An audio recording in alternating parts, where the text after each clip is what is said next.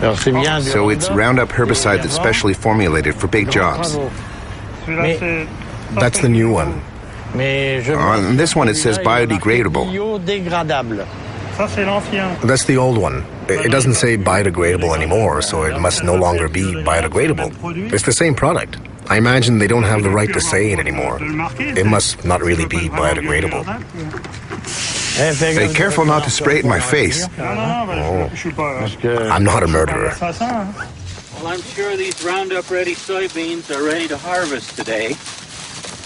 They're probably about,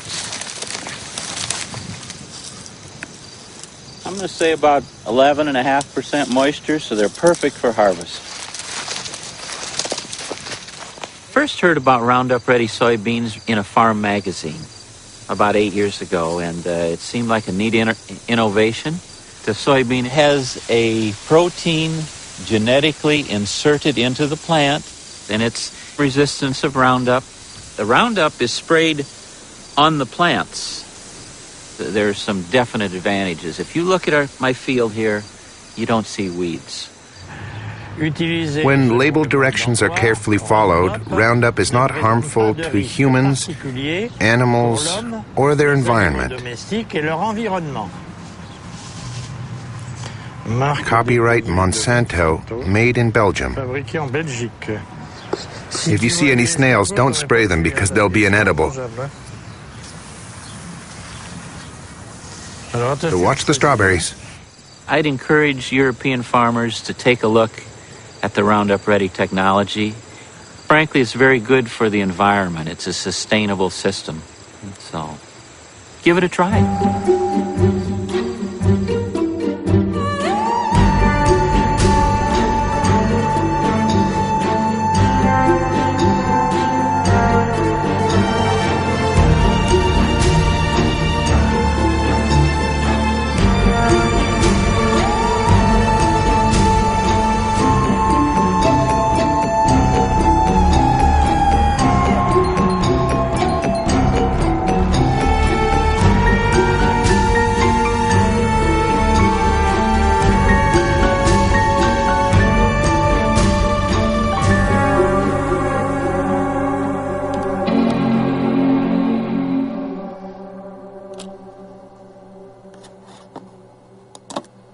Monsanto.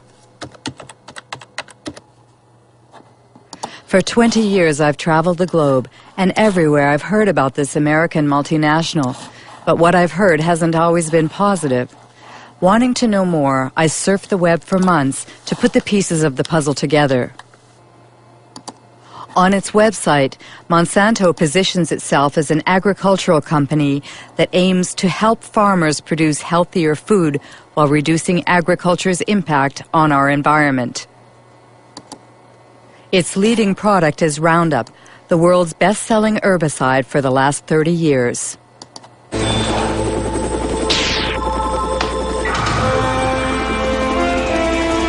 One shot, all it takes for weeds, Roundup. Monsanto is also the world leader in biotechnology. 90% of the GMOs grown on the planet belong to them.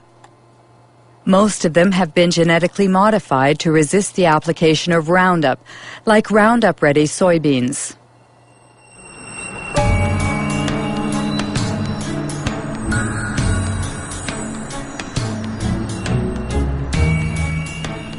Monsanto's GMOs have invaded the planet, but no ag industry product in history has ever incited as much controversy and passion.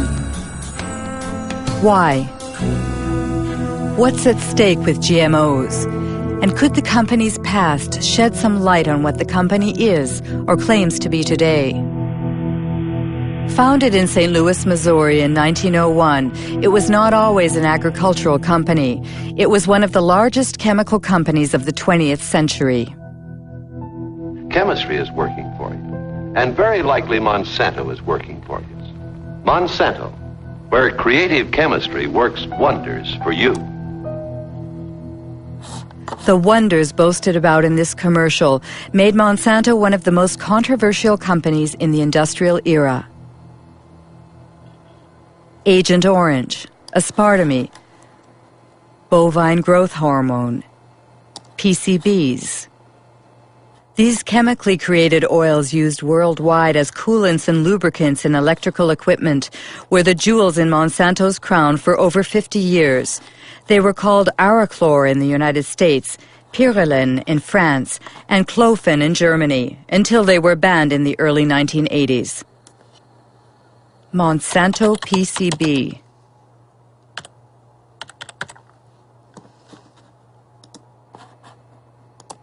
A Washington Post article from 2002. Monsanto hid decades of pollution. It happened in Anniston, Alabama.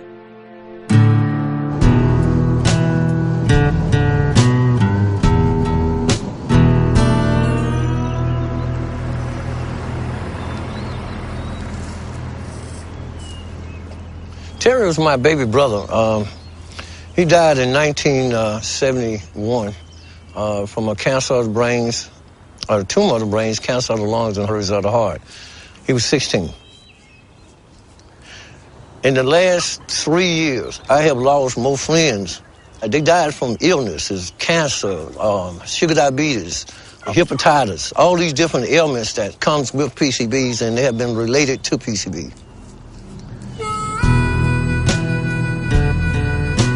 This is Monsanto Road.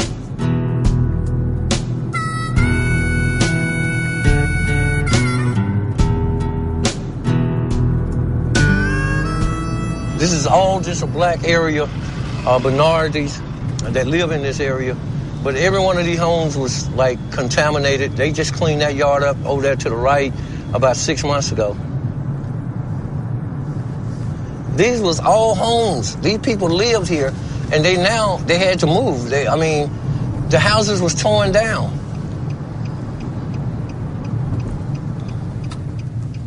My brother fell dead right around the house. This is the house I was raised in.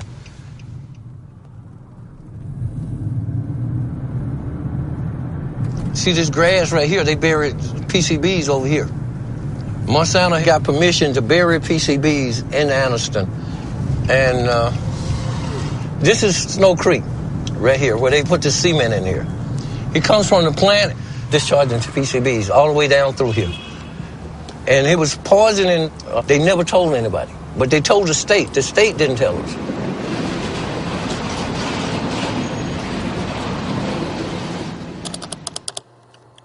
PCB Monsanto knew, but what exactly did they know? An environmental organization in Washington, D.C., headed by Ken Cook, has put internal Monsanto files online. Most of them are classified confidential.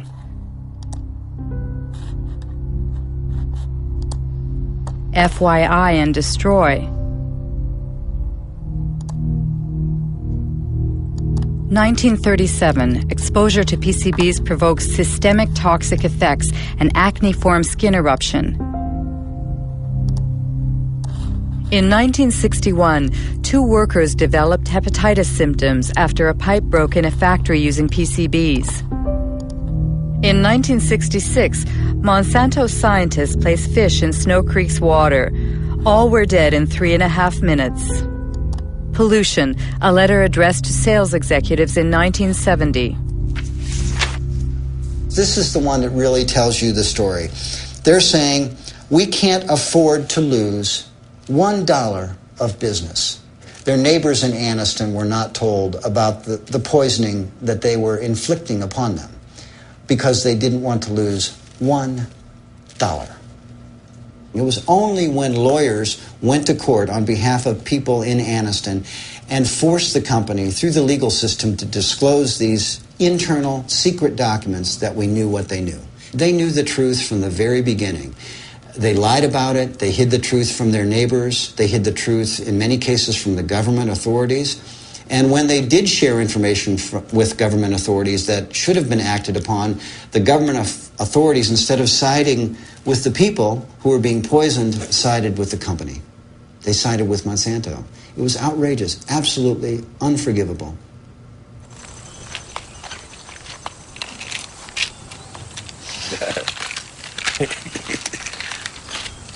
Oh, these are all your medicines? Yeah. Well, no, that ain't all of it. I got some more here. How much you have in you? 63.8 in the blood. In the blood. If they took a fatty biopsy of him now, he probably would top the scales about 3,000 or 4,000 parts per billion or more. And which is the level acceptable? I mean, Acceptable is 2 part per billion. That's standard all around the world. But these people, we have more in our bloods and in our body than actually anywhere else in the world. it's usual here to speak about his PCB level. We all talks about it because it became a household word now. Kids used to run up to me, Mr. Baker, I got tested. I had 3 part per billion in my blood. How long do you think I got? That's a horrible story. But what do scientists think about it? On the web, you can find numerous articles concerning the effects of PCBs on human health. David Carpenter is one of the most qualified specialists in the field. He carried out the testing for the Anniston residents. We all have PCBs in our bodies. The polar bears and the penguins have PCBs. And what has happened is in the past, there were a few sites where PCBs were released, but over time, they've gone into the air, they've gone into the water, they've transported, so the whole world is now contaminated with PCBs. The issue is that many diseases are caused by PCB exposure. The one everyone knows about is cancer.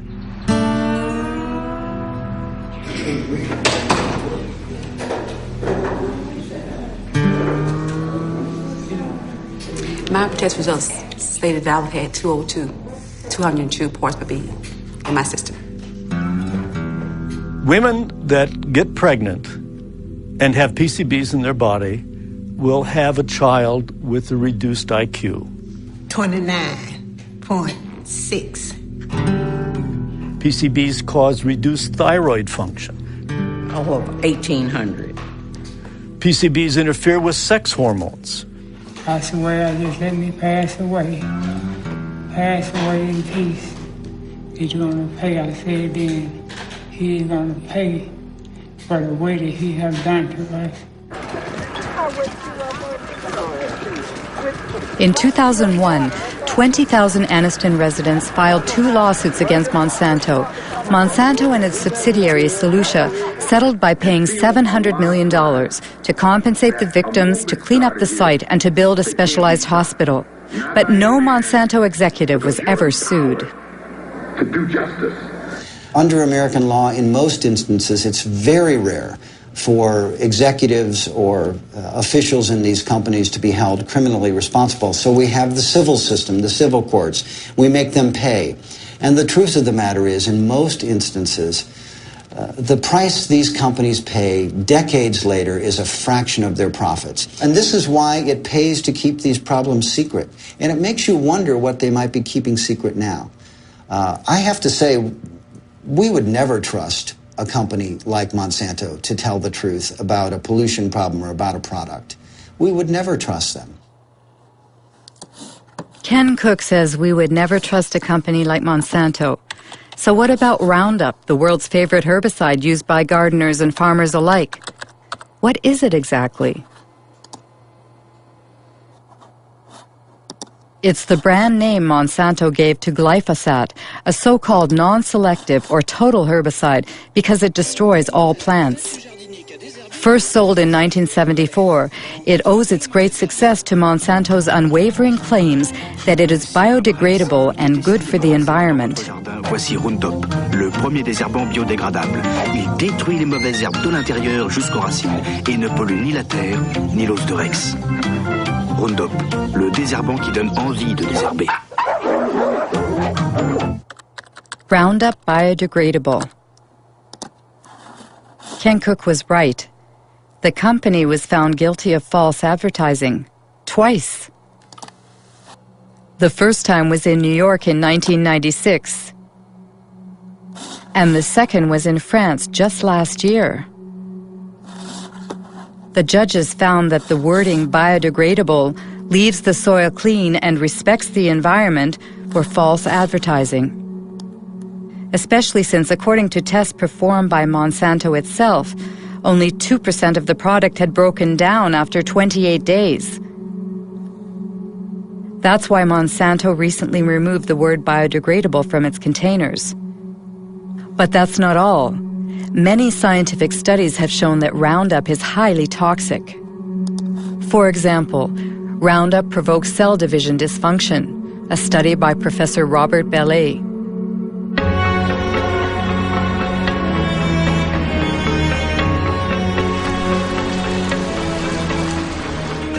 Professor Bellet works for the National Center for Scientific Research and the Pierre and Marie Curie Institute in France. He has studied the effects of Roundup on fertilized sea urchin eggs. The big surprise was that Roundup has an effect on cell division. We saw very quickly that Roundup affected a key process in cell division. Not the cell division mechanisms themselves, but those which control cell division. You have to understand how cells become cancerous. In the beginning, all cells are benign, and then at a certain point, modifications take place in the cells that make them unstable from a genetic point of view. This is the first malfunction that we observed with Roundup. It is for that reason that we consider that Roundup provokes the first stages that lead to cancer.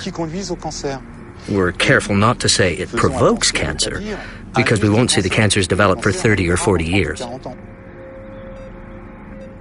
It was immediately clear how important these findings were for product users, especially since the tested doses were well below those which people normally use, and we said to ourselves, gosh, we really have to let the public know about the dangers as quickly as we can. And I thought the best way to do that was to talk to my administration. But there, I was shocked, very, very shocked, because I was ordered, not to communicate our findings due to the GMO question lurking in the background.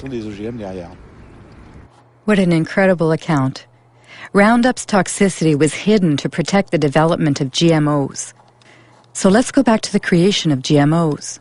According to Monsanto's site, Roundup-ready soybeans, introduced in 1996, were the first bioengineered crop to be approved in the United States. Farmers using these seeds belong to the American Soybean Association, whose address is on Monsanto's site. John Hoffman is its vice president and an ardent biotechnology advocate. In the spring, I will go out and spray one pass of Roundup to burn down the weeds that are growing in the early spring. And about 6 or 7 weeks later, I'll spray a second pass of Roundup. And that controls the weeds for the year. Before we had Roundup technology, this field would have had weeds. We would have had to walk through and pull the excess weeds by hand. It was labor intensive. So the Roundup Ready system saves me time and it saves me money. It seems Monsanto's new wonder has what it takes to entice farmers. But how does it work? How can the soybean plants survive being sprayed with Roundup? This is a soybean cell. The core of this cell contains its DNA, in which the bean's genetic structure is encoded. In order to create its GMOs, Monsanto breaks the species barrier using a Roundup-resistant gene harvested from a bacterium. This gene is placed on microscopic particles of gold, which are fired into the soybean cells with a gene gun. The gene penetrates the DNA and creates a protein, making the plant resistant to Roundup. When the herbicide is sprayed on the crop, it kills all the weeds, leaving the soybean plants intact. One must admit that the process is an incredible technological feat. But these soybeans engineered to withstand such a powerful herbicide are destined for our dinner plates. They must have been thoroughly tested before being put on the market. Who was the Secretary of Agriculture at the time? Dan Glickman, Bill Clinton's Ag Secretary from 1995 to 2000.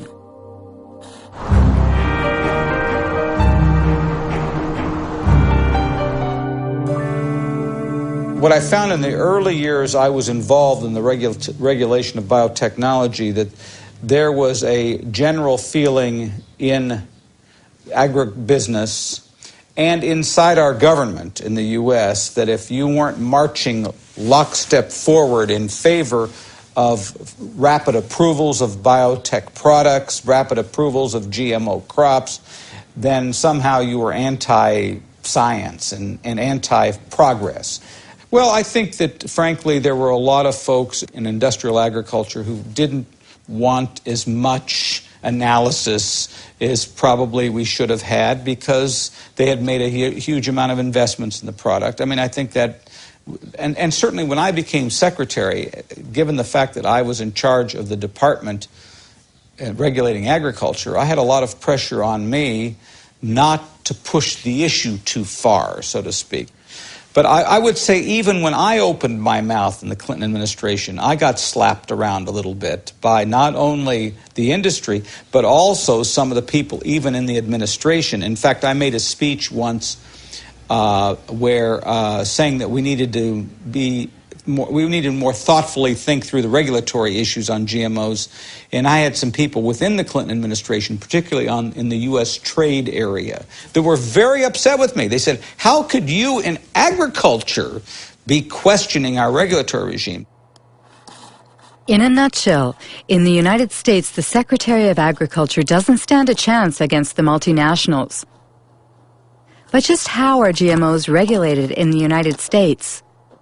The most crucial policy on the subject was published by the FDA, the Food and Drug Administration, which is legally responsible for regulating the safety of food and medicine.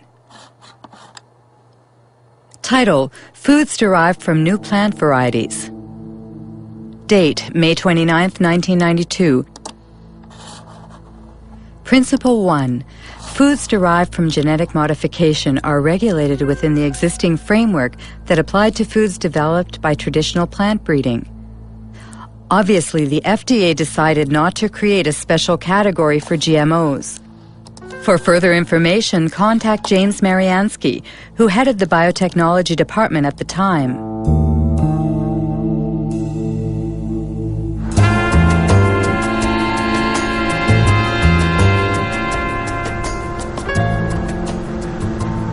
Basically, the government had taken a decision that it would not create new laws, that it felt there were already sufficient laws in place that had enough authority for the agencies to deal with new technologies. That means the White House asks the agency to write a policy where GMO should not be submitted to a specific regulatory regime? But it's not based on scientific data. It's a political decision? Yes, it was a political decision. It was a very broad decision that didn't apply to just foods. It applied to all products of biotechnology. Unbelievable. James Mariansky admits that GMO regulation was based on politics rather than science. How exactly did they justify their decision? Principle 2. The components of food as a result of genetic modification of a plant will be the same as or substantially similar to substances commonly found in food. In other words, the FDA considers that a genetically modified plant is equivalent to its conventional counterpart. What they call the principle of substantial equivalence has been adopted around the world, and it's at the heart of the debate between biotech supporters and GMO foes. How could the FDA decide that a GMO crop is the same as a conventional plant? What we do know is that the genes that are being introduced currently, to date, using biotechnology, produce proteins that are very similar to proteins that we've consumed for many centuries. That's the FDA's official position on the matter, which was toppled by Jeffrey Smith, author of several books on GMOs. Michael Hansen, scientific expert for the Consumers Union of the United States. And writer Jeremy Rifkin, who was the first to denounce the principle of substantial equivalence. The reason why GM crops are here is based on a deception that occurred in the FDA. They said that these foods are not different.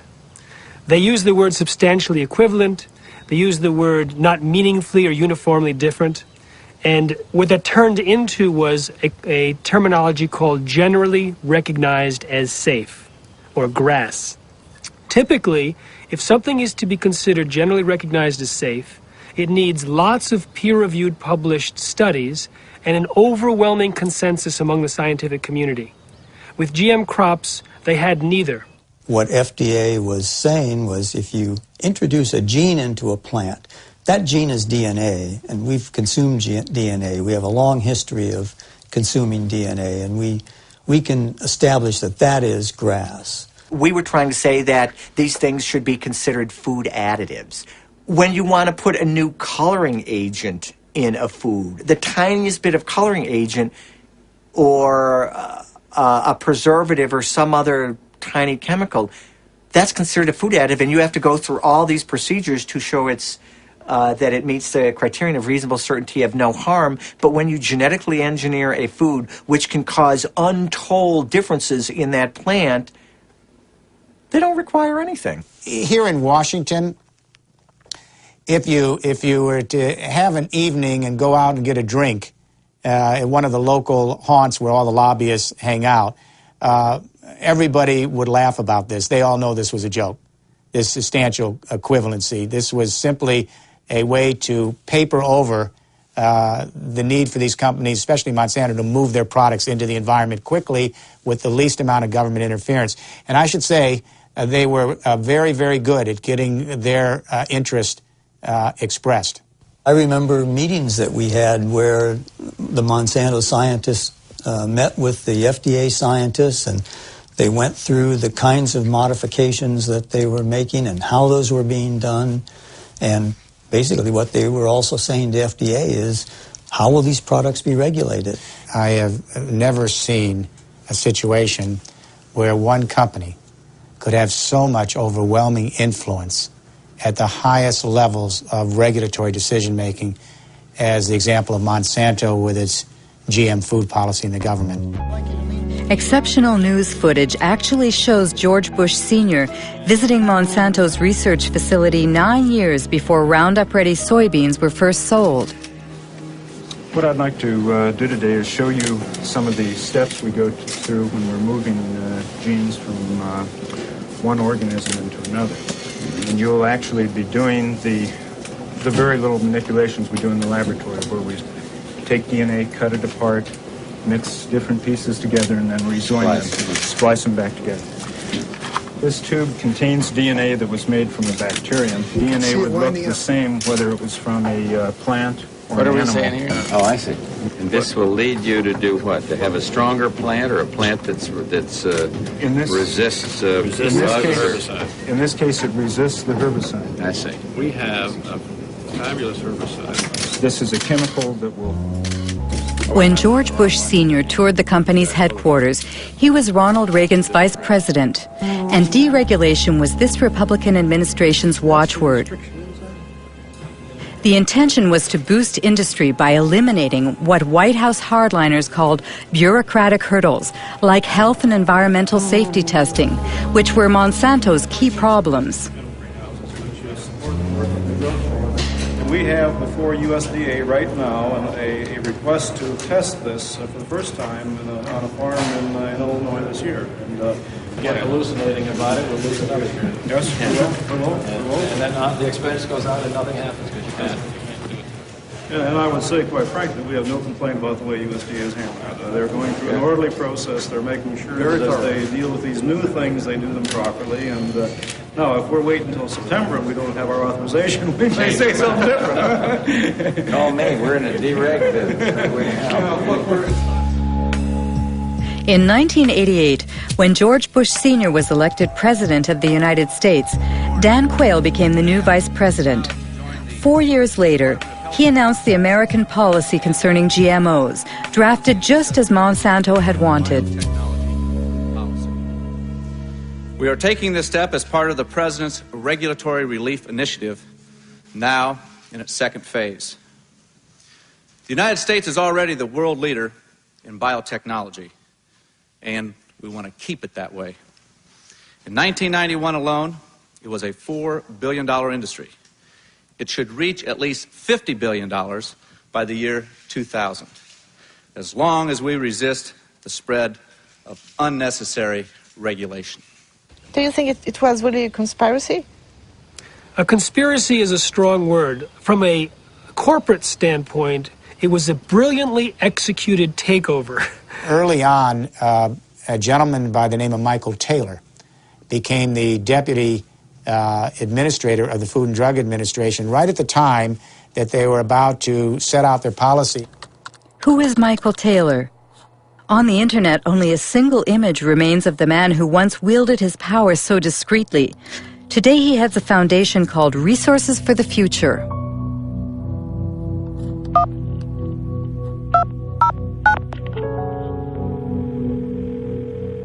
Hello, Marie-Monique speaking. Hello, it's Mike Taylor. My questions are about your role. I mean, when you were working at the FDA, before being hired by the FDA, you worked as an attorney for Monsanto during 7 years, didn't you? Well, I was a partner in a law firm of which Monsanto was a client, and I worked on some Monsanto matters, yes. And apparently, if I understood well what I read, the FDA created a new position for you, Deputy Commissioner for Policy? Well, because there was a special need at that time at the FDA because of the new GMOs? It had nothing to do with GMOs. Nothing at all to do with GMOs. I wasn't the author of these policies, but that's just false. He moved over to the FDA in July of 1991. Up until that time, he was at a law firm called King & Spalding. His personal clients included not only Monsanto, but the International Food Biotechnology Council. And he had drafted for them a proposal for how they would like to see genetically engineered foods regulated. And if you look at the proposal that was written for IFBC, that was Michael Taylor's, with the final one that was published, it looks very, very similar. So if he didn't write it, it looks like somebody took what he wrote and changed it slightly for the policy. Mr. Taylor was the deputy commissioner at the time, and he provided the leadership for the project and served as the chief, the sort of the lead policy person in terms of making sure that the project got done. So Monsanto played that game very well, both the political game and the regulatory game. They played a key role in bovine growth hormone in getting that thing approved, and also in how genetic engineering was dealt with. Michael Hansen has just mentioned bovine growth hormone. What's that? It's a transgenic hormone that's injected into cows, increasing dairy production by 20%. It would be an understatement to say that it had critics. The hormone threatens our health. Deadly poison. Manipulation. Called RBGH for recombinant bovine growth hormone, Monsanto began selling it to dairy farmers in 1994 under the brand name Posilac.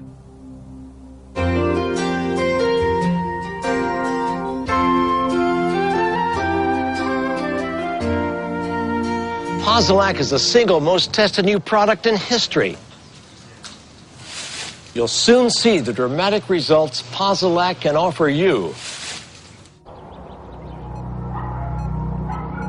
In 1985, Monsanto submitted Posilac to the FDA for market approval. The experts at the FDA's Center for Veterinary Medicine reviewed the studies that the company had carried out on experimental herds. At the FDA, the veterinarian in charge of reviewing the data was Richard Burrows.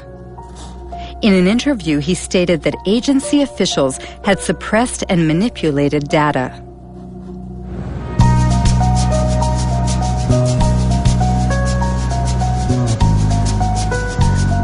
The data that they came in with lacked a lot of insight into the dairy industry. They didn't ask crucial questions about these diseases, and that is mastitis, which is infection of the mammary gland, and reproductive problems. So when the first data came in and that was missing, I said, all right, guys, you need to go back and get information. So that set it back probably 2 or 3 years. Did you warn the FDA about your concerns? They pretty much just sidetracked me. They pulled in, my boss pulled in other people that were closer to him, and I saw less and less of the data. Even the things I had asked for to be done, I didn't, like the mastitis studies, I never really got to see a lot of that because they figured, well, if you're in the way, we'll get you out of the way. So they sidetracked me. Eventually I was fired. One day I was escorted to the door and told that was it. I was done. Have you been threatened? Yes, mainly by the lawyers for Monsanto, because when I was going for my appeal, they told my lawyer that if I went in and revealed any company secrets in my defense, that they would sue me. In the end, the FDA was forced to reinstate this conscientious veterinarian. He eventually resigned, disheartened. On the internet, there's also talk about files that were stolen from the FDA and sent to Dr. Samuel Epstein, who heads the Cancer Prevention Coalition.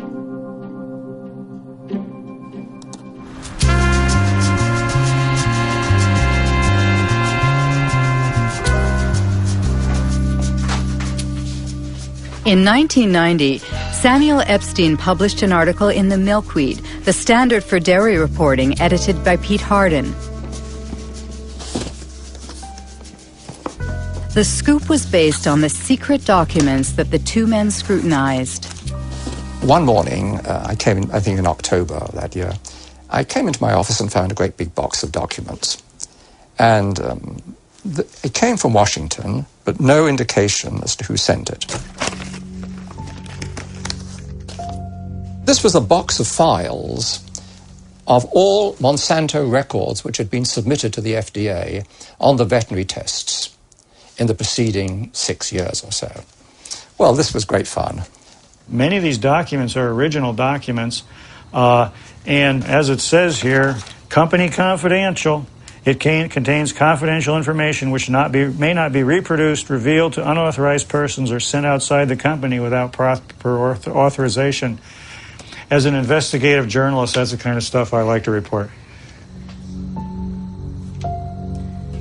Revealing this information made Monsanto and FDA very, very angry, because what we were able to establish is that there were dramatic physiological changes in the animals that received the shot, the hormone shots, compared to their control group peers.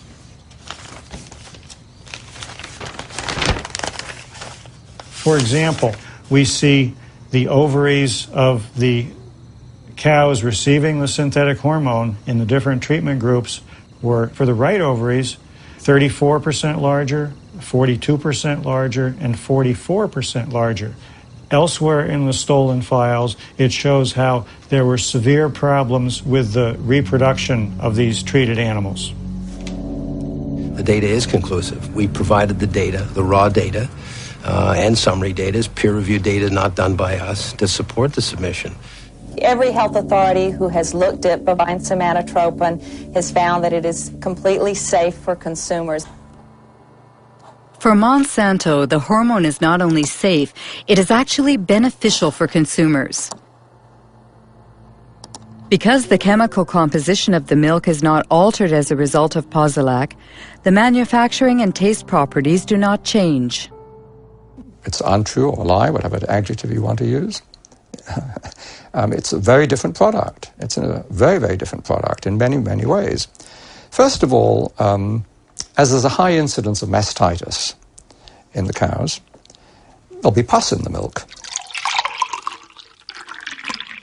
And then you'd find antibiotics given to the cows to treat the mastitis. So a wide range of antibiotics would be in the milk.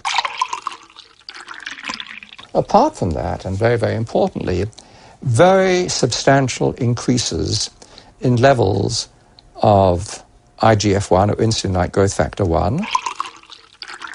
There have been a series of studies, somewhere in the region of 60, relating increased levels of IGF-1 and breast, colon, and prostate cancers.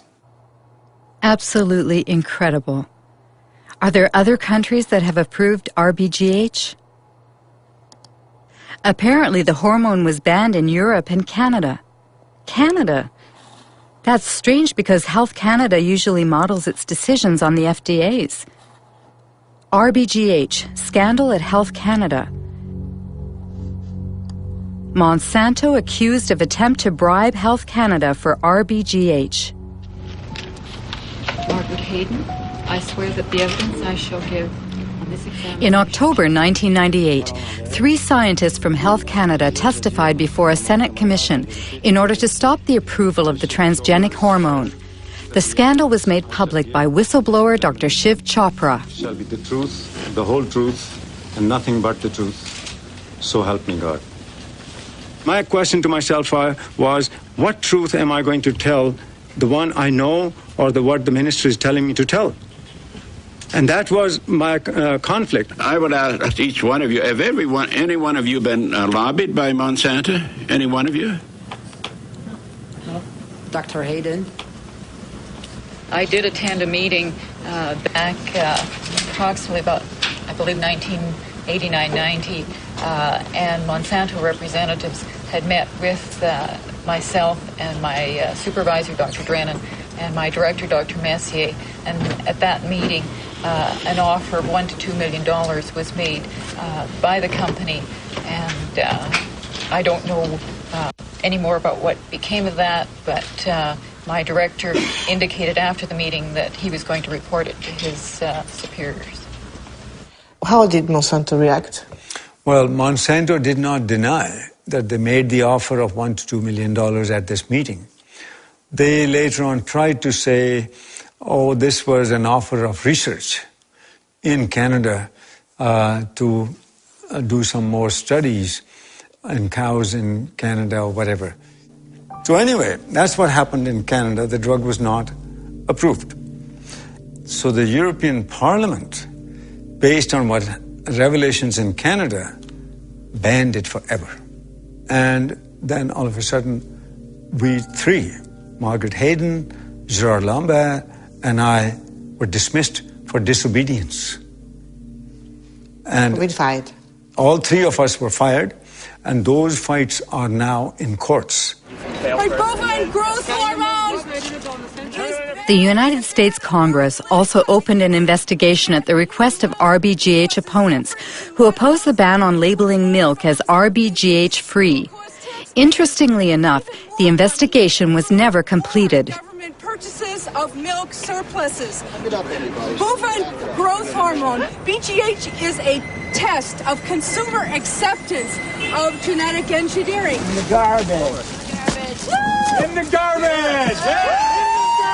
The cow hormone drug was simply the first major application of biotechnology to food production, and Monsanto is a very powerful corporation with many, many linkages to top-level persons in government.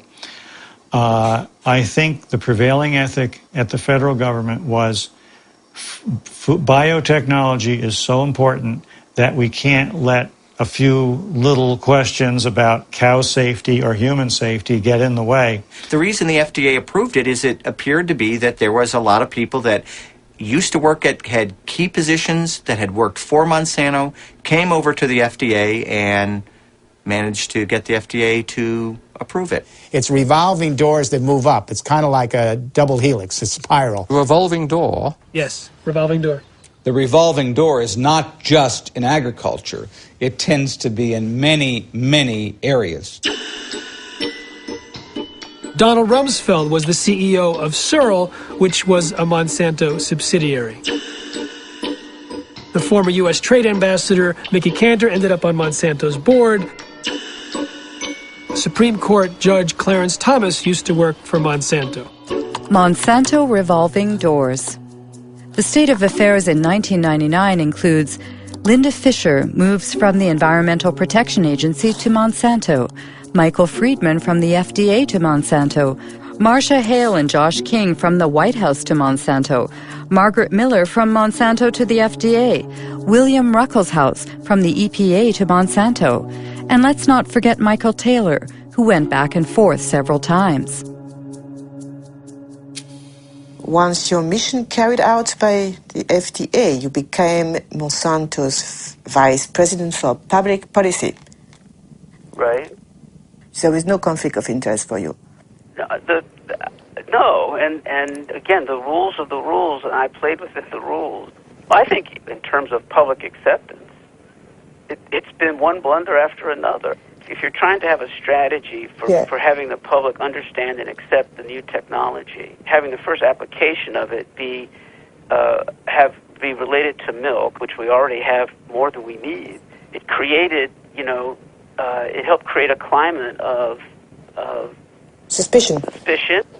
I think the idea that companies are not required in every case of a GMO to submit the product to FDA, such as is required in Europe, I think that from a public confidence, public acceptance standpoint, that's not a sufficient system.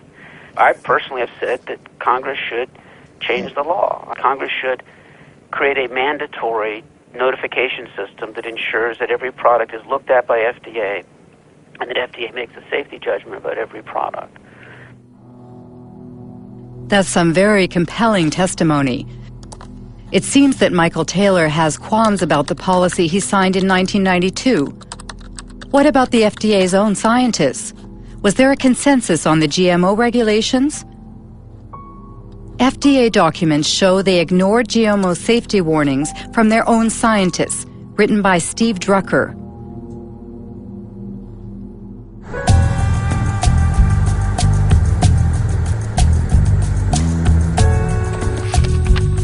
Lawyer Stephen Drucker represents a coalition of nonprofit associations. He sued the FDA, forcing it to declassify its internal files on GMOs. We received over 44,000 pages from the FDA's own files, and they revealed that the FDA has been lying to the world since 1992, if not before. But they continue to lie. They are still lying. They claim that there's an overwhelming consensus in the scientific community that genetically engineered foods are as safe as their conventionally produced counterparts, and they claim that there has been sufficient data to back up this consensus. Both of those claims are blatant lies. There are several examples. For instance, Dr. Louis Priebel of the FDA's microbiology group wrote, quote, "There's a profound difference between the types of unexpected effects from traditional breeding and genetic engineering," unquote. Then Dr. Priebel added in his memo that some of the aspects of genetic engineering may be more hazardous. The concern expressed by the FDA's various scientific experts was so clear and unmistakable that the FDA official whose job it was to track and summarize the scientists' input, Dr. Linda Call, wrote a memo to the FDA biotechnology coordinator, Dr. James Mariansky. According to the internal FDA's files, which have been declassified now, there were many in-house critics, among the scientists of the FDA, about the proposed policy. I have, for instance, a memorandum sent to you by Linda Call. Right. She stated, "The processes of genetic engineering and traditional breeding are different. Traditional breeding are different, and according to the technical experts in the agency, they lead to different risks." Different risks. The point was that we had many people with many different views. Linda Call, of course, wrote that in her memo, but in fact, when we finished the policy, all the scientists agreed with the policy. Now, FDA, of course, looked at the use of genetic engineering and has no information that simply the use of the techniques creates products that differ in safety or quality. Even before the consistent warnings in the memos from the FDA's own scientists, the FDA had very clear warning because the very first genetically engineered food supplement that came to market in the United States caused a major epidemic. Do you remember what happened in 1989 with L-tryptophan? You remember? Yes. It was a bioengineered amino acid. We know very well what's amino acid and... Right. That killed dozens of people and made hundreds and hundreds sick. It caused an epidemic of an unusual disease called EMS. Right. And how many people died? Right, but we have many... 37, and more than 1,000 people disabled. Do you remember?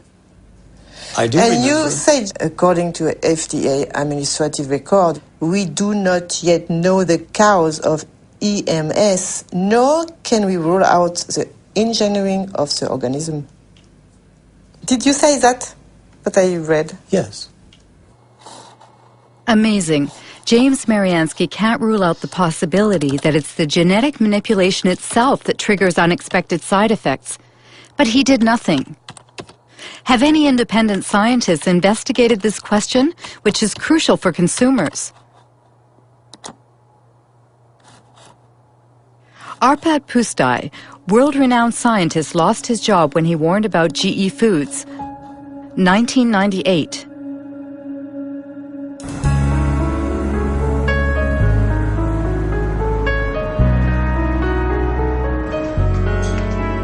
Arpad Pusztai worked for the Rowett Institute in Scotland.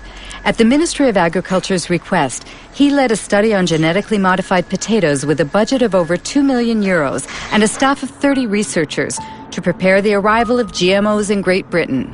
We were all enthusiastic about it. I was enthusiastic about it. The ministry thought that if we did this study, looking at all aspects, then it would be an endorsement of GM. And when they introduce it, they would say that the foremost laboratory in Europe, nutritional laboratory, had looked at them and they found them all right. Arpad Pusztai specializes in lectins. These proteins function as an insecticide protecting plants against aphids. Rowett scientists had created potatoes that were resistant to aphids and into which they introduced a snowdrop gene, which produces the lectin in question. Beforehand, they verified that in their naturally occurring state, lectins themselves do not pose a health risk. The genetically modified potatoes were tested on rats. It had twofold effects. First, it started to increase a proliferative response in the gut. And that you don't like because this is possibly, I'm not saying that it is cancerous, but what it does, it can have an adjuvant effect on any chemically induced tumor. The other thing is the immune system was certainly got into high gear. And that was, we don't know whether it's good or bad, but it certainly did recognize the GM potatoes as alien.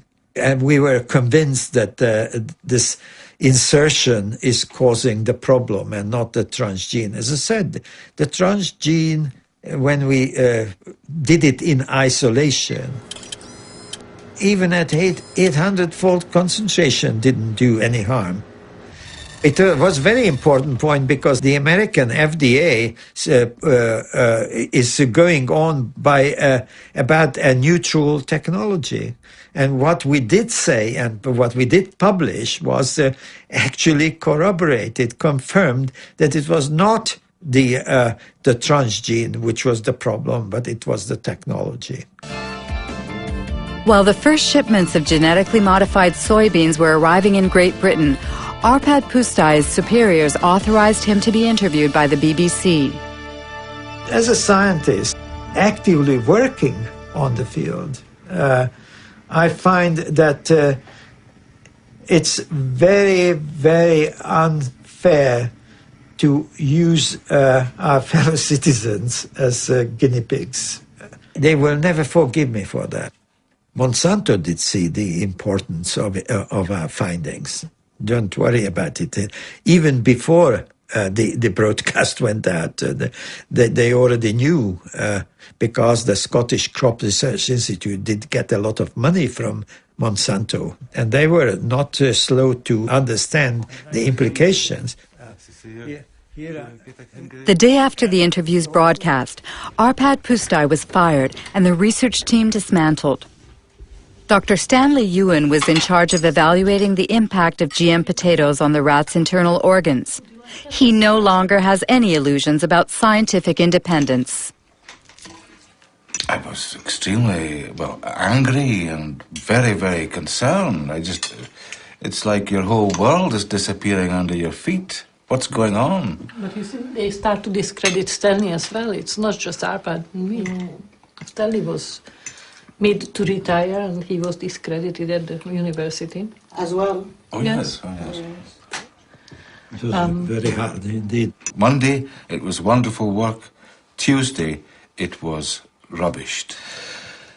I had one or two ideas of what was happening, but a very imprecise idea until 8 years ago, almost exactly, I was at a dinner dance.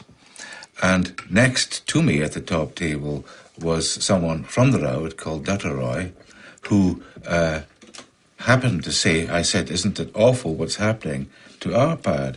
Yes, he said, and did you not know that there were not one, but 2 phone calls from Downing Street to the director?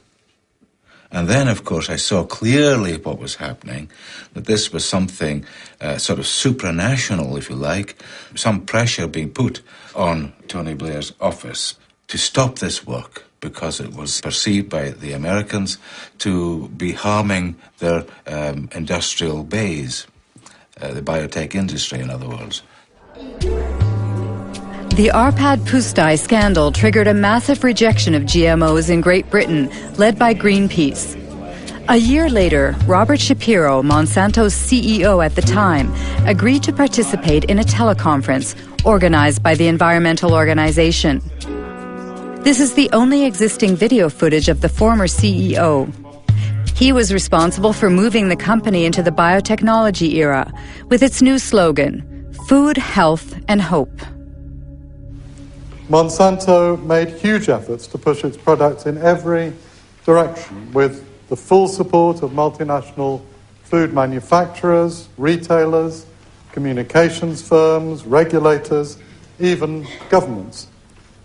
You behave not as a company offering life and hope, but as bullies, trying to force your products on us. If I'm a bully, I don't feel that I'm a very successful bully. I want to start by emphasizing that biotechnology is a tool. Biotechnology in itself is neither good nor bad. It can be used well or it can be used badly. The products that are on the market have been reviewed through the regulatory processes that society has established in order to assure not only safety, but the environmental safety of the products themselves.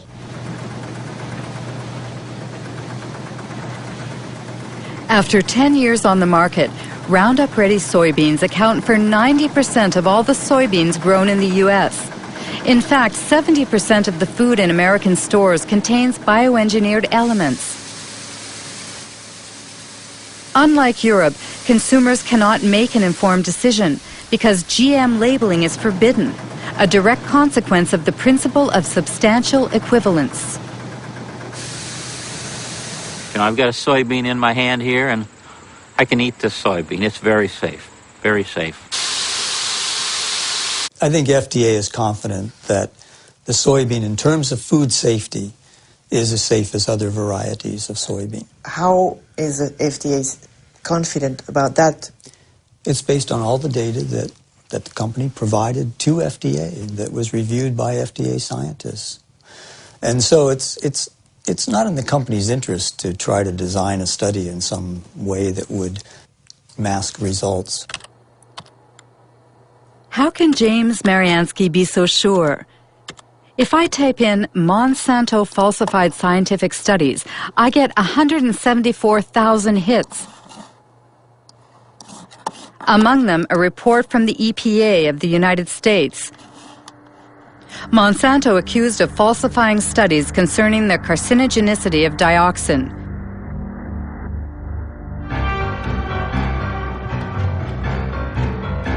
The story began in Nitro, in a Monsanto factory that produced a powerful herbicide called 2,4,5-T. In 1949, an explosion in the factory provoked unexpected side effects. 228 workers developed an extremely disfiguring illness called chloracne. It's caused by dioxin, which is a highly toxic byproduct of 2,4,5-T.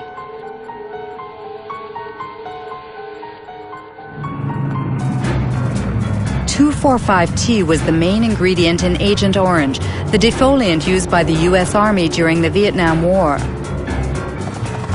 During the war, 40 million liters of Agent Orange, containing 400 kilograms of pure dioxin, were sprayed on trees in southern Vietnam. 3 million people were contaminated, including thousands of American soldiers. Even some 40 years after the end of the war, dioxin continues to claim more victims. We know today that this poison provokes cancer and serious genetic malfunctions.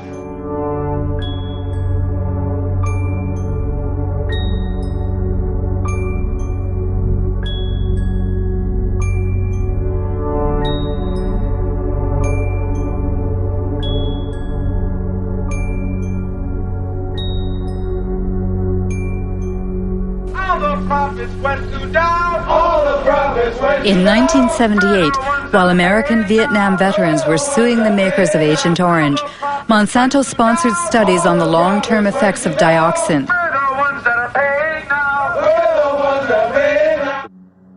The company paid scientists to compare the health of workers who had been exposed during the nitro plants accident 30 years prior to the health of non-exposed workers.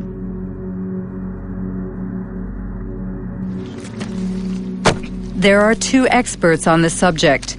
William Sanjour, who led the Toxic Waste Division of the Environmental Protection Agency, and Gerson Smoger, a lawyer who represents Vietnam veterans.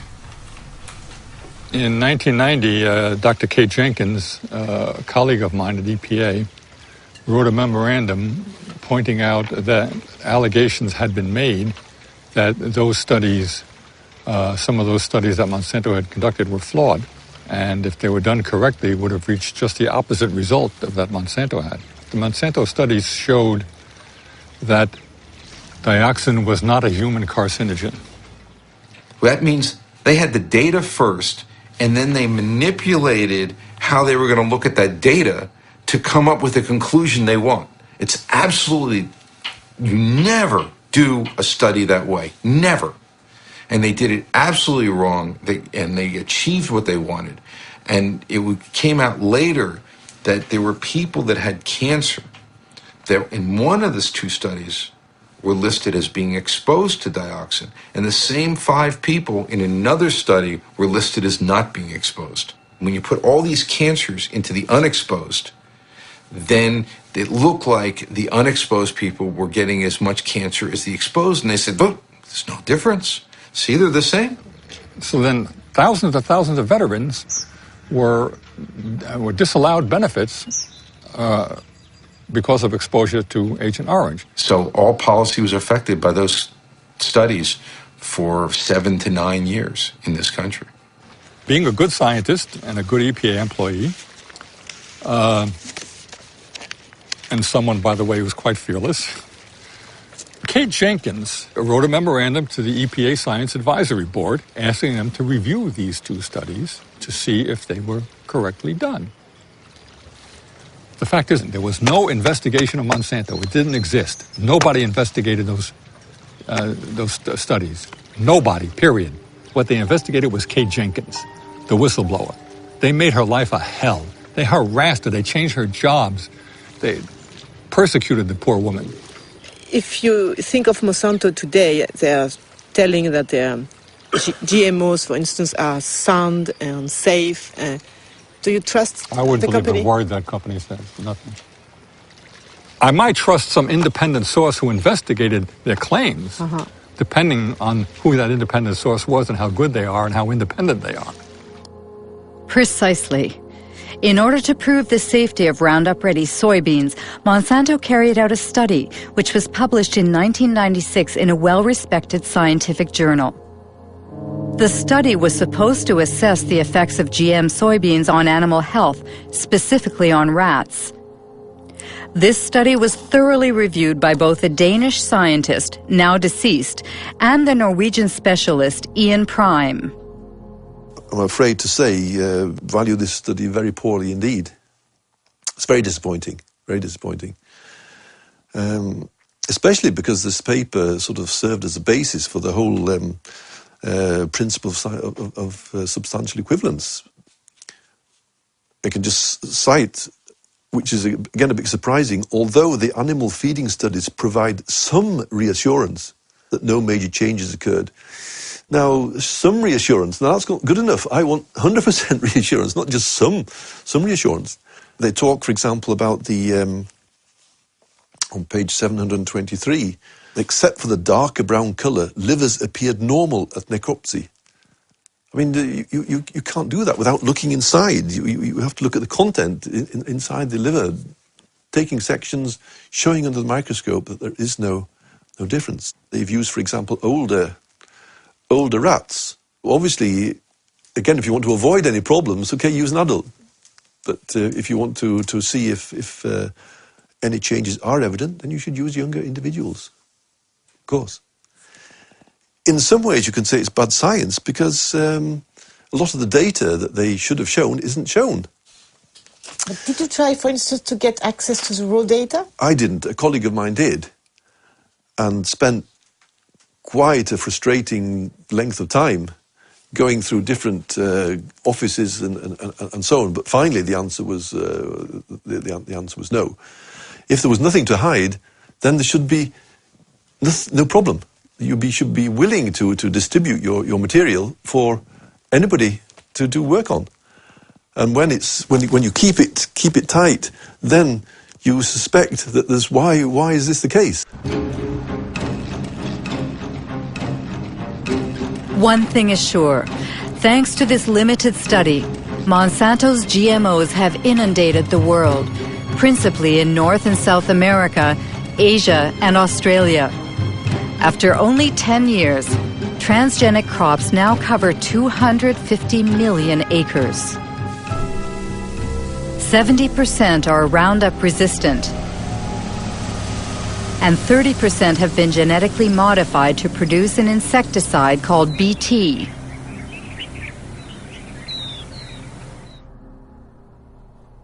Since 2001, the company has published a yearly document titled The Pledge Report, a kind of ethics statement in which Monsanto tries to justify its business practices.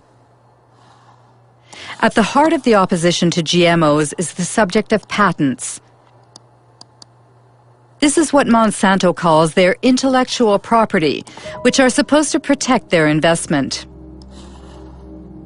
In North America, every farmer who buys bioengineered seeds must sign a technology agreement in which the farmer promises to respect the company's patent on the modified gene. Biotech crops are protected by U.S. patent law, and so I may not in any way save seed to replant the following year. It's something that is a protection for Monsanto, for biotech companies, because they literally invest millions and millions of dollars to produce this new technology. And how can Monsanto know that someone, for instance, replant harvested seeds?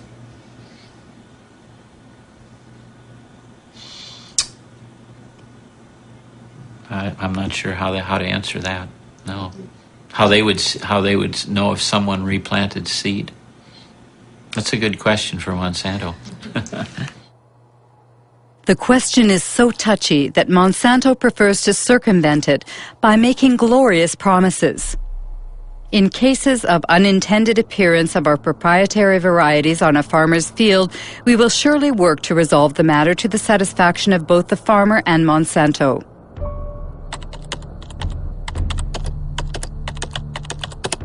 The reality seems much less idyllic.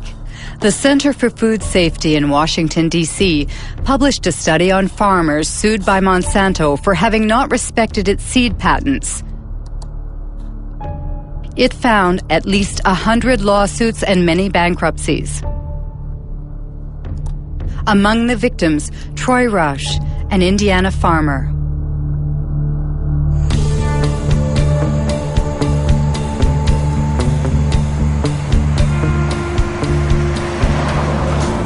Our story starts back in 1999. A gentleman, and I use that term loosely, showed up at my mother and father's farm, and he claimed to be a private investigator hired by Monsanto. And he was out investigating farmers saving their own seed, and asked us, he'd come right out and ask us if we'd saved their seed, and we told him no, we had not, and offered up our herbicide purchases and seed purchases, all the receipts and everything. Told him where everything was purchased so he could go check it out for himself. He declined that offer, and what occurred is then they sued us. Monsanto filed a lawsuit against myself, my father, and my two brothers. And Monsanto presented us with documents that they claimed were samples taken from our farms. To obtain those samples, Monsanto had to have trespassed upon our land without our permission and stole those samples. That year, I recall we had 492 acres of Roundup Ready soybeans. And they were grown under contract for a company for seed. And the contract was very specific. It spelled out the specific fields, so it wasn't a problem in isolating those fields. Everybody knew it. And why did you settle out of court with Monsanto? Well, after 2.5 years of this, the family was just destroyed. The stress involved in this, I mean, they're in essence threatening 5 generations of work. And if they would to prevail in something like this, it's all gone. They take it all away. They take it all away. Good morning. Morning, sir. How are you this morning, Troy? I'm well. How are you, David? Still surviving? Good. Troy Roush and David Runyon grow conventional soybeans. They have been victims of the so-called gene police. Created by Monsanto to enforce its law in the fields, the gene police sow fear in rural America, where farmers denounce the totalitarian methods used in a GMO-dominated world. I have some pictures here for you, Troy, I'd like you to look at. Okay. Here's what I have done, Troy, to help prevent re-entry on my farm of anyone coming onto my farm. It was in July of 2003, and they came, it was the latter part of July, they came to my house. It was like 7 p.m. Who came? Monsanto employees. And they presented me a business card. And they asked me a few questions about the kind of soybeans I plant, the kind of corn I plant, where I market my crops. And so I said, okay, that's the end of the conversation. Yeah, patents have changed. They've changed everything. It revolves with a relationship of trust with neighbors. That is gone. Myself, I probably only have 2 farmers that I talk to that are close to me. Are they really afraid, the farmers? Of course they're afraid. You can't defend yourself against these people. They've created a little industry that serves no other purpose than to wreck farmers' lives. Of course they're afraid. Does it mean that you're afraid, for instance, that a neighbor can snitch on you? Yes. Yes? Yeah. Yes. All you have to do is dial 1-800. Dial 1-800 Monsanto. Or no, I'm sorry, 1-800 Roundup. I remember encouraging farmers to call this toll-free number and turn their neighbor in. And why does Monsanto do that? Well, the reason they do it is control. Seeds? Yeah. They want to control the seed. They want to own life. I mean, this is the building blocks of food we're talking about. They are in the process of owning food. All food. Between 1995 and 2005, Monsanto acquired over 50 seed companies throughout the world. These companies produce corn, cotton, wheat, and soybean, and also seeds for tomatoes, potatoes, and sorghum. Everywhere, people worry about Monsanto's monopoly, which in the long term threatens to wipe out all non-transgenic varieties. Monsanto doesn't agree and speaks only about the benefits of biotechnology, especially in developing countries like India. Our products provide significant economic benefits to both large and small growers. In many cases, farmers are able to grow higher quality and better yielding crops.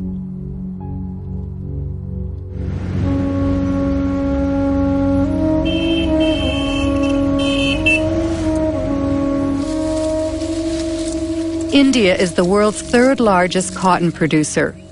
In 1999, Monsanto acquired Mexico, the country's leading seed company.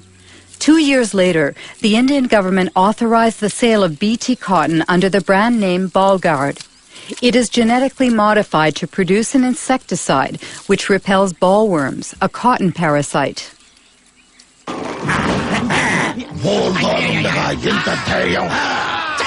బోల్గాడ్తో రాత్రి పగలు రక్షణ చూశారా బోల్గాడ్ శక్తి యొక్క వాగ్దానం spray తక్కువ లాభం ఎక్కువ బోల్గాడ్ ప్రతి విత్తనాలు కాయదులుచు పురుగులతో పోరాడే శక్తి. Since 2001, Kiran Sakari and Abdul Gayam have been closely following the transgenic cotton grown by small farmers in the Warangal district. Every year, the two agronomists publish a report comparing bioengineered cotton with conventional cotton in terms of yields and production costs. In 2006, the harvest was ravaged by a disease that affects transgenic cotton. This is a Ballguard field. We can see some of the rhizoctonia affected plants. You see, if you remove the bark of a healthy plant, it won't be like this, like threads. See, it's a classic example of rhizoctonia infestation. The farmers, they have never seen that. And when we were doing our study from 2001, we have noted this disease on very few samples in the BT cotton only. And as the time passed, the spread was seen more and more in the BT fields as well as some non-BT fields also. But I personally feel that there may be some interaction, undesirable interaction between the host plant where the gene was introduced and the gene which is carrying the BT.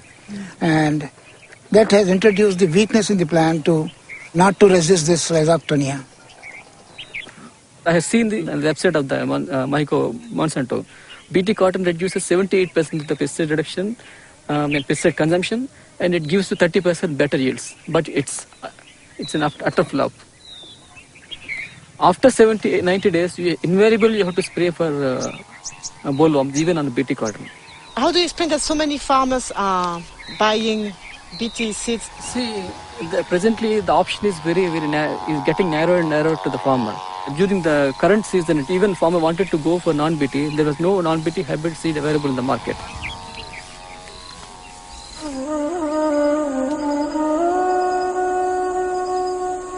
Today in India, Monsanto controls nearly all of the cottonseed market, forcing the locals to buy its seeds at prices 4 times higher than conventional varieties. Small farmers must turn to moneylenders who charge high interest rates. If the harvest is poor, it means bankruptcy, a vicious circle which is decimating Indian villages.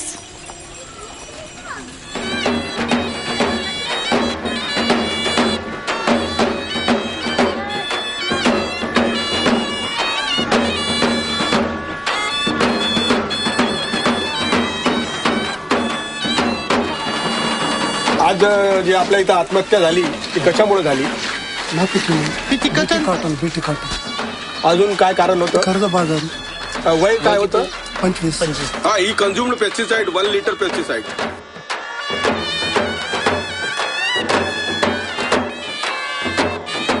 पहिला suicide आहे का? नाही. जगात किती झाली?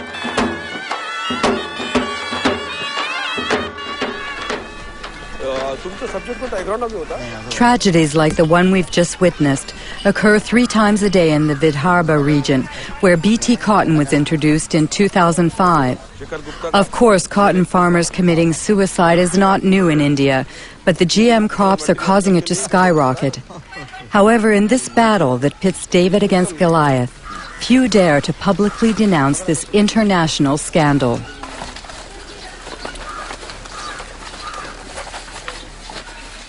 This is Vidarbha's rice growing belt. So if you see, the minimum suicides are there. But This is the cotton growing area. The result of the BT cotton is the first year 600 suicides from June 2005 to June 2006. Second year, still today, within 6 months, 680 suicides. So it's a disaster. It's a complete disaster, yes. All these technologies, either it is GM or biotechnology, they are actually making the farmers completely dependent on the market. Because not only that you have to pay more for the seed procurement, but you have to fertilize it. And this very claim that no spraying is required, no pesticide required, is also false. When Monsanto claims in advertising that GM crops are adapted for small farmers, what do you think it's? Our experience shows that it is completely false. It's completely false. It's a lie.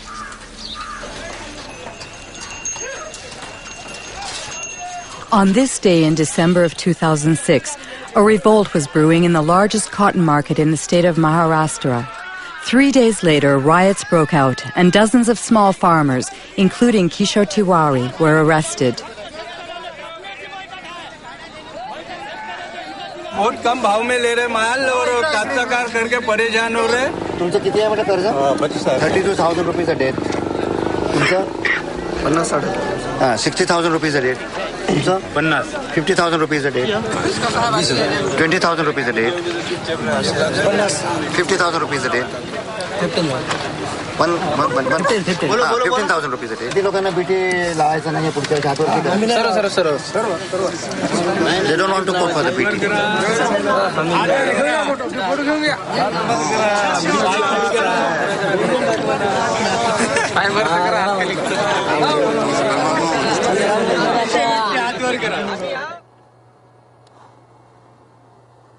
Seeds of Suicide is the title of a book by physicist Vandana Shiva. She won the Alternative Nobel Prize and heads the Navdana organization, which aims to conserve traditional seeds.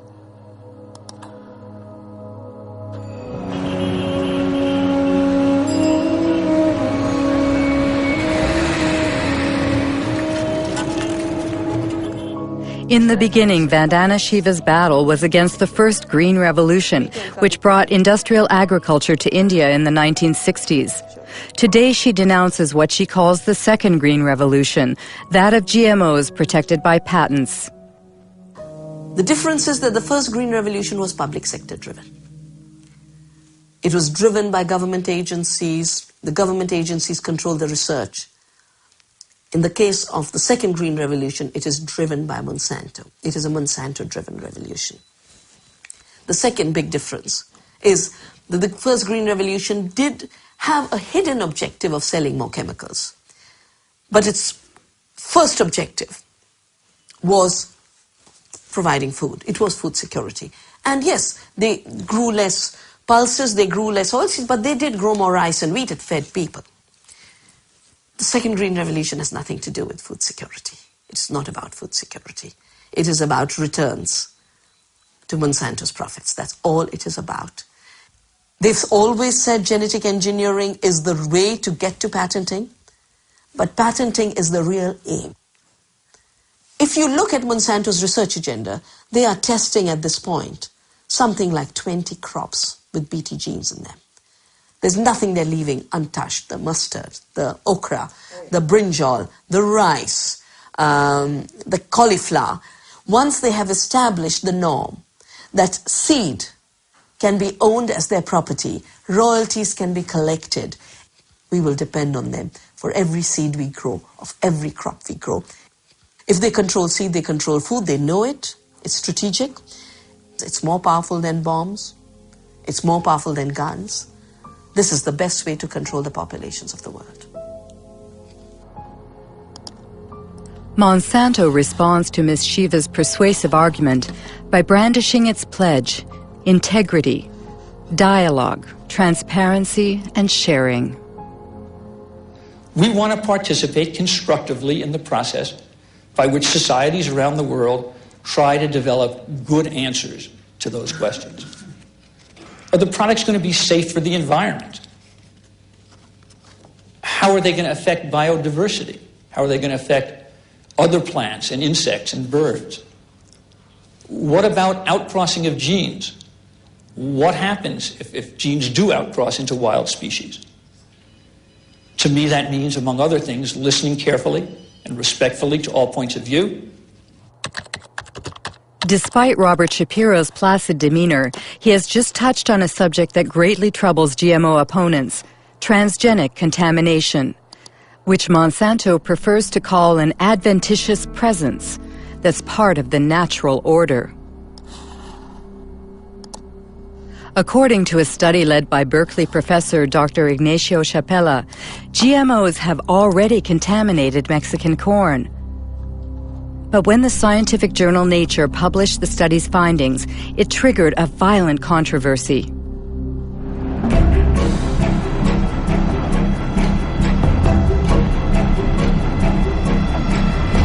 I had been working for 15 years with indigenous communities in Oaxaca, in Mexico, and they had been developing the capacity to analyze their environment themselves.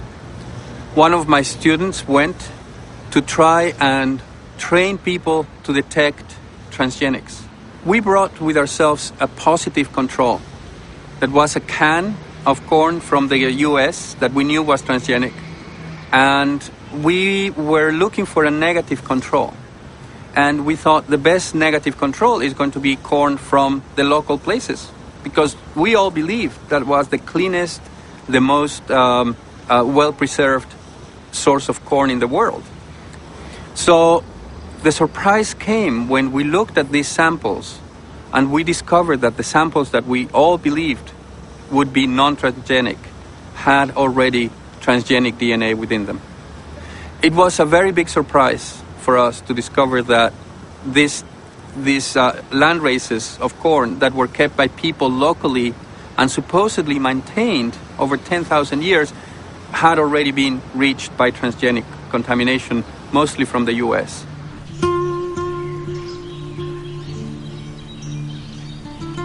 Mexico is the center of origin for corn. More than 150 local corn varieties can be found in just the southern region of Oaxaca. This extensive biodiversity is a treasure, the world's genetic reservoir of corn. Millions of Mexican farmers have maintained it for thousands of years. This corn is for the family? Yes, only for the family. We use it to make tortillas. This year is a good size, so we'll save it as seed for next year's planting. You don't buy your seeds? No. You exchange them? Yes, it's our ancient barter system.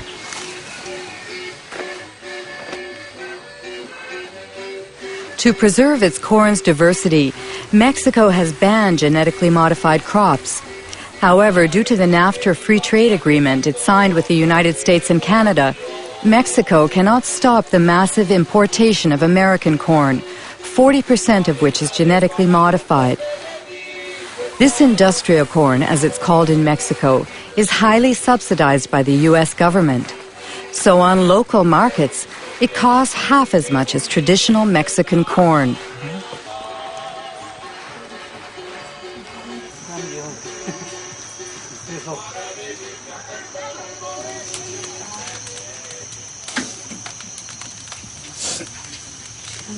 Do you always make your tortillas with local corn? Yes. It's natural and has a better yield. Also, it's more nourishing because it comes from pure soil.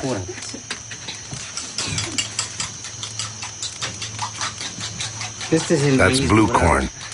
In the past, my ancestors only planted this kind of corn. Today, we maintain it as well. It existed before the Spanish conquest. Yes, there's another kind of conquest. What's the new conquest? It's the transgenic conquest that wants to destroy everything by making local corn disappear so that their industrial corn can dominate. If they succeed, We'll be dependent on multinationals. We'll be forced to buy the fertilizer and insecticides they sell, because without them, their corn won't grow. Whereas the local corn grows very well without fertilizer or herbicide. Look at it. It's very beautiful.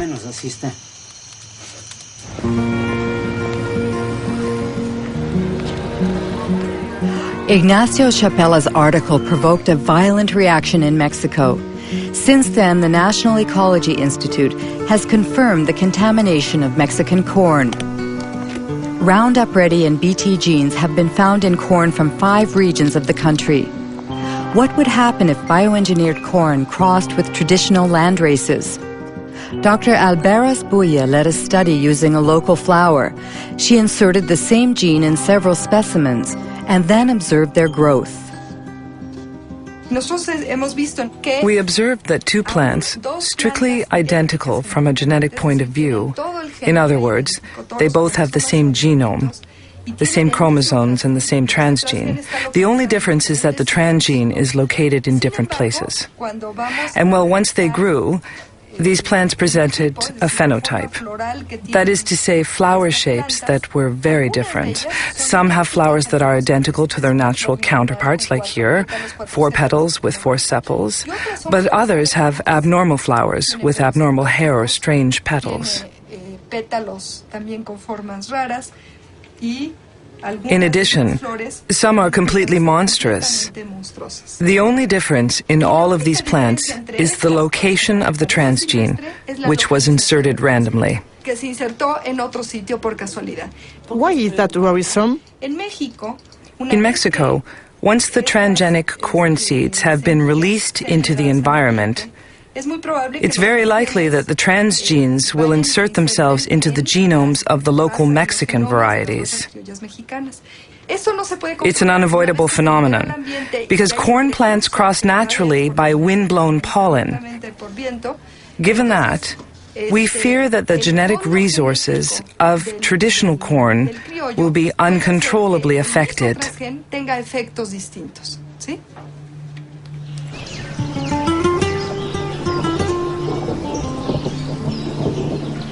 Buenos días, los seguimos invitando para que... Good morning. We invite you to attend a meeting about the new diseases which are infecting our corn because of transgenic contamination.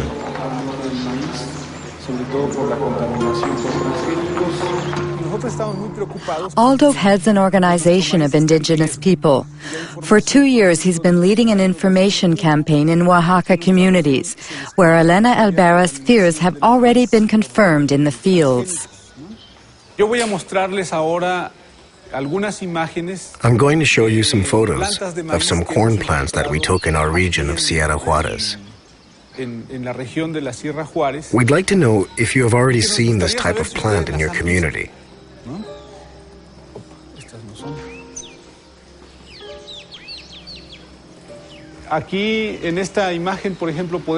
You can see that some very strange things are going on.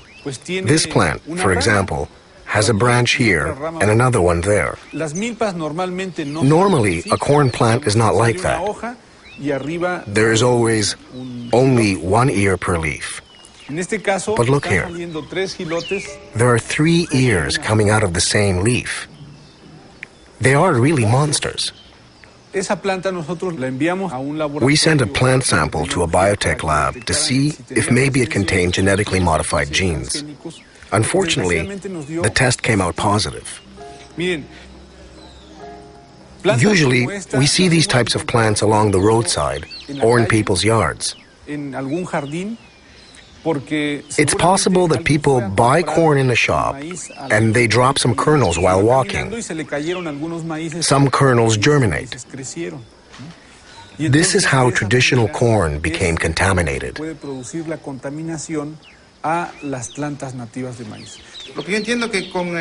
From what you've said, if we don't manage to stop their spread in our fields, soon we'll be forced to buy our corn seed because our own won't work anymore. That's very troubling. What should we do? First of all, if you find a strange plant, you should immediately remove its stamen, because that's where its pollen comes from. In any case, you must be very vigilant in monitoring your plants.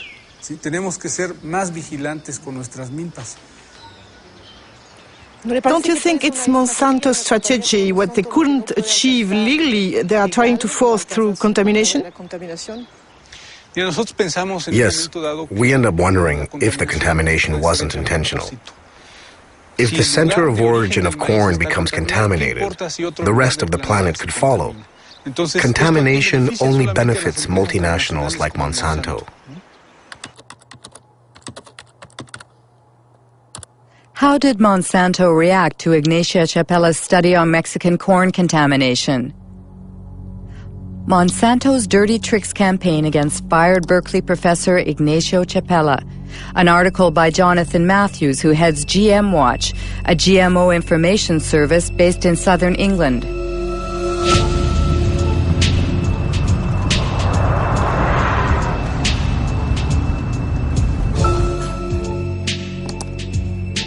According to Jonathan Matthews, Ignacio Chapella was a victim of a campaign launched on AgBioWorld, a pro-GMO internet site. On the eve of the article's publication in Nature, a certain Mary Murphy posted an email that AgBioWorld distributed to thousands of scientists around the world. She wrote, "Activists will certainly run wild with news that Mexican corn has been contaminated by genes from GM corn." The very next day, a certain Andora Smetacek posted a second email. "Activists first, scientist second." It's totally a smear campaign, and this is what happens over the first couple of days. You get Murphy and Smetacek coming in, then others come in and they say, we have to campaign on this, we have to inundate Nature, we have to go to the editor of the journal and we have to say this research isn't valid. Smetacek and Murphy, we'd been tracking them for some time and trying to work out who they were. In the case of Smetacek, we could look at the technical headers on the email. It says received from, and then we've got an internet protocol address. If we go off to a website registration site, now all we have to do is just to copy that IP address. Organization name, Monsanto Company, and based in St. Louis. Then Mary Murphy left behind details that enabled us to track who she was. So if we look here at the information that appeared, posted by Mary Murphy, and then we get the IP address bw6.bivwood.com. When we found that that was the original name of a PR agency called the Bivings Group, we quickly found out that on their client list was Monsanto, that this was an internet PR firm for Monsanto. That means fake scientists. Very dirty tricks. Yeah, no, we're talking very dirty tricks here. Yeah, I mean, there's no ethics at all in what's going on here. It shows an organization that is determined to push its products into countries around the world, and it's determined to destroy the reputation of anybody who stands in their way. Jonathan Matthews' accusations were covered in the British press, but Monsanto chose to ignore them. As it continues its unrelenting rise, the company defends its vision of a transgenic world that will resolve the problems of famine and the environment in perfect harmony. Practical experience clearly demonstrates that the coexistence of biotech, conventional, and organic systems is not only possible, but is peacefully occurring around the world.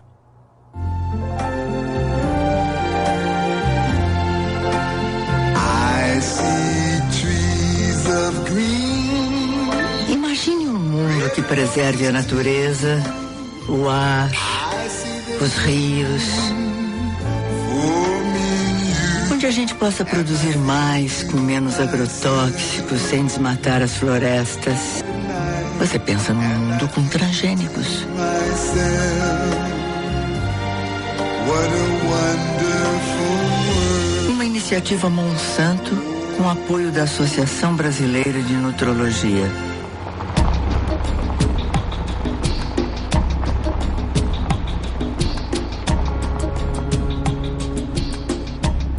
A transgenic world already exists in South America, where 100 million acres of Roundup-ready soybeans were planted in 2007. Their conquest started 10 years ago in Argentina, the only country to have officially authorized transgenic crops. Since then, GMOs have mysteriously spread to neighboring countries, like Brazil and Paraguay seen here. In 2005, Paraguay finally legalized these smuggled crops to save their soybean exports to Europe, where labeling GMOs is obligatory. In reality, for the Ministry of Agriculture, the deed had already been done. We had to authorize GMO seeds because they had already entered our country in a, let's say, unorthodox way. Do you know how transgenic seeds entered the country? Through the black market or smuggling? We don't speak about the black market, but about the blank sack, because these are the seed sacks that have no official markings. Did Monsanto play a role in this seed contraband? It is possible that the company, let's say, promoted its varieties and its seeds, and as I told you, the government had to react after the fact to authorize what was already a reality.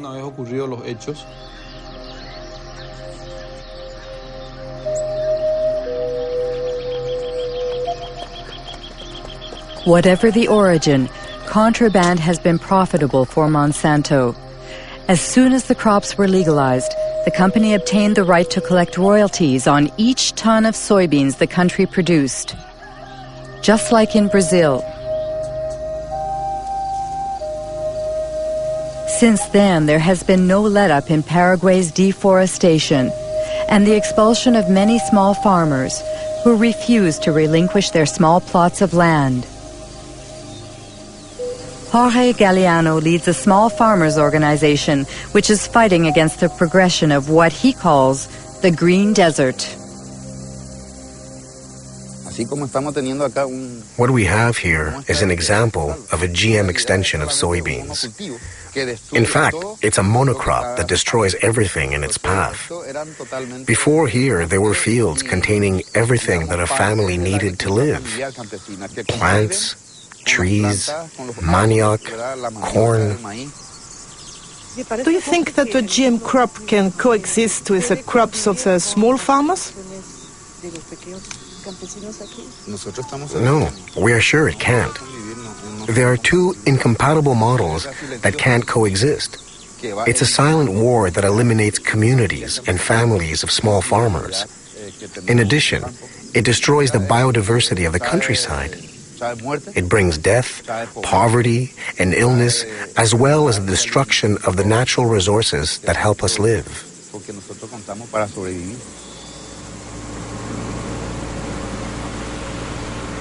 Today, Roundup is sprayed all over Paraguay by plane or mechanical spreaders driven by unprotected farm workers. The herbicide is sprayed right up to people's front doors or near the subsistence crops of small farmers.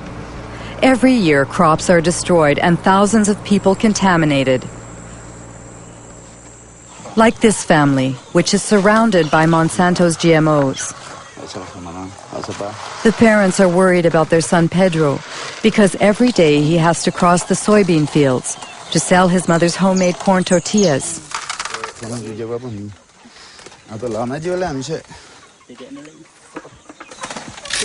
How long has he had that? It started 15 days ago. It started on his foot and then it spread. That's how it starts.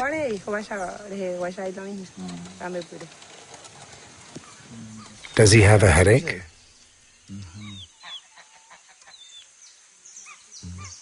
Is he eating? Very little. Today he didn't want to eat what I prepared for him. He only drank a little fruit juice. And his brother? He eats better, but it's difficult.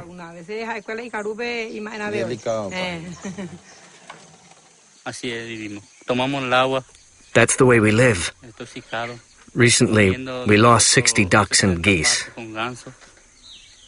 They took a few steps, and then they fell down, dead as doornails. They spray deadly herbicide over there. And when it rains, the water streams down here, and since ducks live in water, that's the result.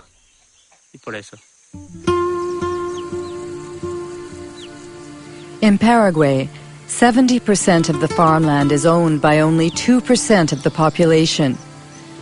With GMOs, the concentration is increasing. 3/4 of the soybean producers are foreigners staking claims for this new green gold. The ban on animal-based feed after the mad cow epidemic and the recent biofuel craze have caused soy prices to soar, triggering a rush to round up ready crops. According to the last census in Paraguay, each year 100,000 people leave rural areas to live in urban slums. An estimated 70% flee Monsanto's genetically modified soybeans, which are destined to feed Europe's chickens, cows, and pigs. We are going to talk about the production model of GM soybeans promoted by Monsanto.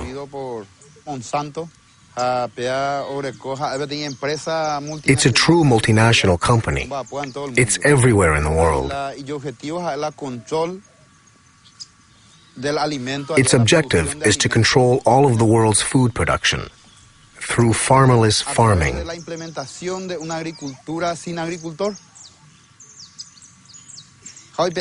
The result is that Monsanto is depriving us of our food sovereignty, of our ability to feed ourselves, without depending on anyone else. That is why we say that we must fight for our independence, for our land. We must defend our communities, our families, and our country. In my case, my family lives in the city, but I don't want to go there. In the city, you have to buy everything, even food. Here, whatever we grow is ours. We can eat whatever we want, but in the city, you can't. If you don't have money, you have to search for food in garbage cans. I'd like to add that these families' struggle to survive touches all of us. In 2007, Monsanto employed 18,000 workers in 50 countries. In 2007, its stock prices continue to rise, and its profits have reached $1 billion. Its shareholders include not only pension funds and banks, but also hundreds of thousands of small investors.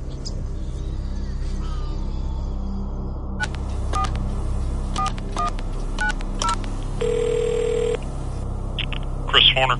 Hello, Christopher Horner. I'm Marie-Monique Robin from France. Yeah, we appreciate your persistence in asking, but we've had several conversations internally about this and have not changed our position, so there's no reason for us to participate. Our suspicion is that it would not be positive.